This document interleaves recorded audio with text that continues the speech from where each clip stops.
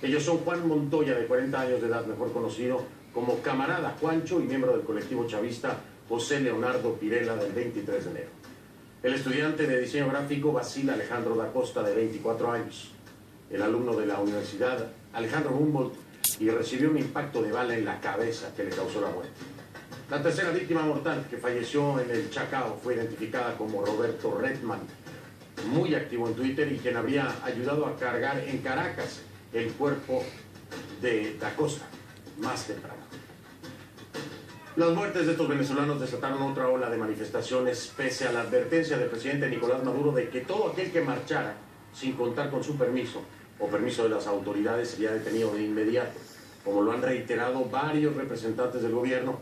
Uno de los principales señalados para planificar los actos de violencia, según ellos, es el dirigente del Partido Voluntad Popular, Leopoldo López, contra quien se emitió una orden de aprehensión.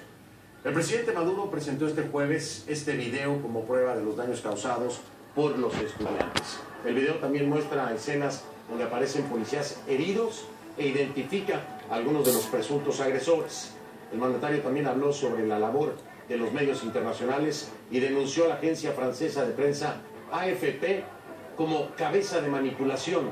Agregó que el hecho de sacar del aire al canal NTN 24 fue una decisión de Estado porque, en sus palabras, no vamos a permitir que generen zozobra en el país.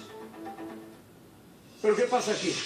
La oposición culpa al chavismo, el chavismo culpa a la oposición. Y mientras se intercambian acusaciones, los asesinos de estas tres personas estarían aún libres mientras la Fiscalía investiga. Ayer, en conclusiones, y por varios meses hemos extendido una invitación al gobierno venezolano a venir al programa, estar conmigo y discutir esta situación, presentar su punto de vista. Ayer lo hice en este programa, lo hice en las redes sociales y el llamado fue contestado. Pudimos hablar con el canciller Elías Jagua. Lo que le presento a continuación es la entrevista en su totalidad, sin edición.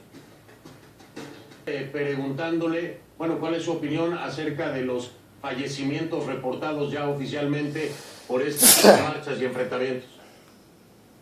Bueno, es el resultado de lo que el gobierno de Venezuela ha venido denunciando ante la comunidad internacional. La existencia de un núcleo violento, antidemocrático, fascista en Venezuela, que ha intentado a lo largo de los últimos 15 años derrotar al gobierno democrático, en primer lugar del comandante Hugo Chávez y ahora del presidente Nicolás Maduro. Ese grupo ayer, enfrentando incluso a otros sectores de la oposición, arremetió contra un poder público nacional, la Fiscalía de la República, generando una situación de violencia en la cual se produjeron 2 personas asesinadas, que las investigaciones determinarán en las condiciones en que se dieron estos homicidios. Pero lo que sí hay es una clara responsabilidad política de los grupos y los actores que permanentemente han convocado y liderizado estos hechos de violencia. Cuando usted me habla de que esto se trata precisamente de una denuncia que ha venido haciendo el gobierno venezolano, hay una denuncia que ha venido haciendo también no solamente la oposición, sino los estudiantes, y lo han hecho fuerte y claro.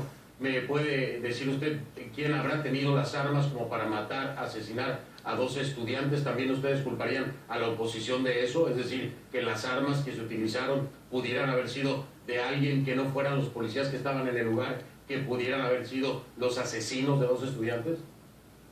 Los policías no tenían armas. De hecho, en la manifestación, la Policía Nacional Bolivariana y la Brigada de Orden Público están totalmente desarmadas de municiones que no sean las permitidas en el control de manifestaciones cuando estas adquieren carácter violento. Y en ningún momento hay la acción por parte de los cuerpos policiales, sino posteriormente a cuando se producen los hechos que con gases lacrimógenos dispersan la situación para evitar mayor violencia.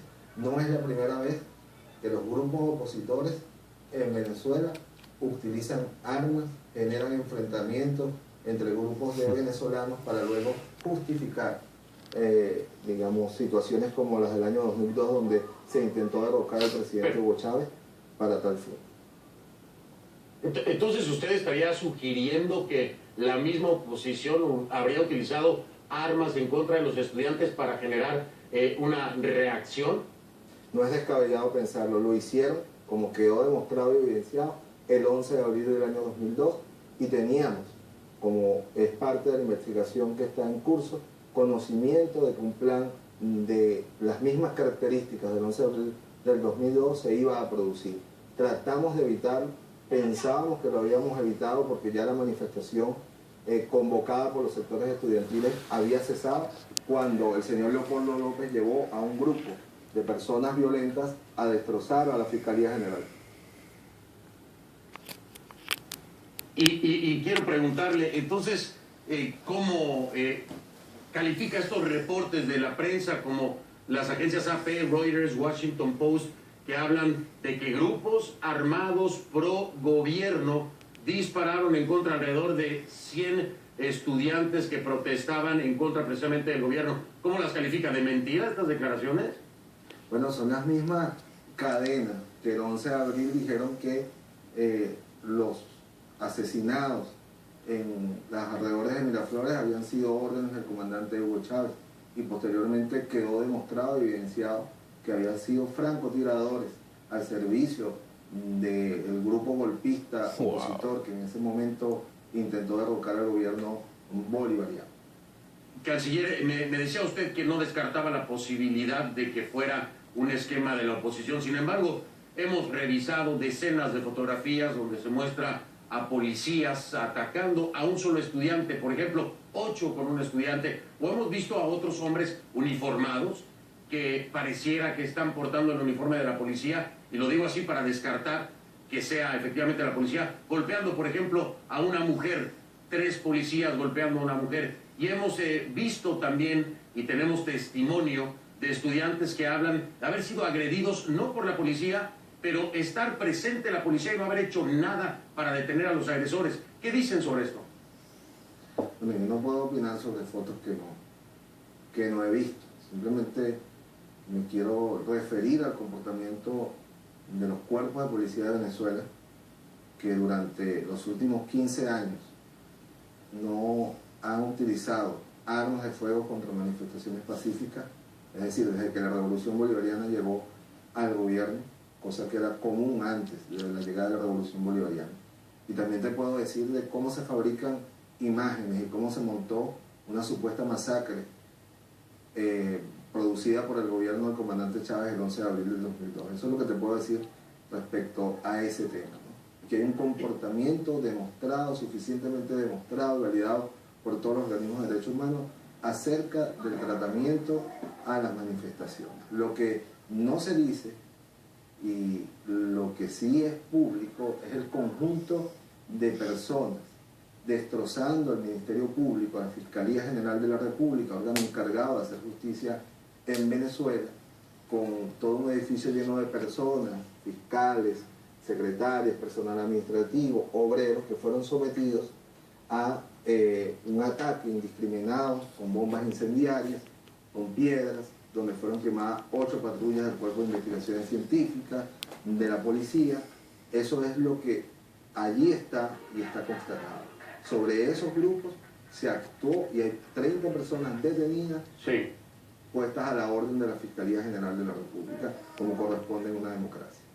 Me llama mucho la atención que tenga tan claras esas imágenes y esos datos, pero del otro no sepa nada, canciller. Hay denuncias de invasión a la soberanía de las casas de estudio de las universidades, donde se ha utilizado gas lacrimógeno hacia el interior, donde se destruyó una garita de vigilancia de la universidad.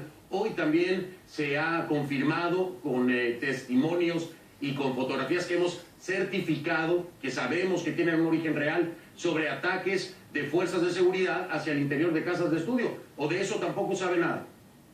Bueno, en primer lugar, también a mí me extraña que tú no sepas nada del ataque a la Fiscalía General de la República. Claro que lo sé y por eso no lo negué, solamente le estoy preguntando de los otros hechos. Lo que es que tú me estás refiriendo a una foto que tú viste y que yo no he visto. Pues, tengo el derecho a no comentar sobre ese tema.